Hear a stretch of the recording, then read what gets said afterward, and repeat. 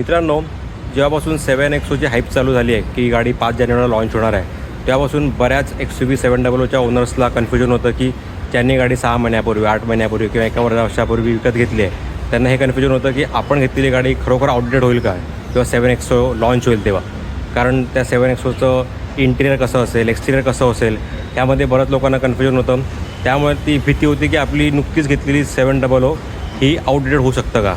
पण आता जस्ट काही नवीन इमेजेस 7XOचे आलेले आहेत आणि ते इमेजेस म्हणजे तुमचे स्पाय इमेजेस नाही आहेत किंवा AI इमेजेस नाही आहेत, तर ॲक्च्युअल जी तुमची 7XOचं एक्सटिरियर आहे ते लीक झालेलं आहे आणि ते तुम्ही बघून ठरवा की तुमची 700 ही जास्त मस्क्युलर आहे की आताची 7XO.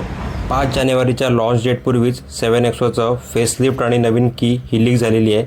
तर हे फेसलिफ्ट ग्रिल तसेच ह्याची हेडलाईट आणि ह्याचे नवीन इंडिकेटर्स बघून तुम्हीच ठरवा की जुनी 700 ही जास्त मस्क्युलर होती की आताची 7XO.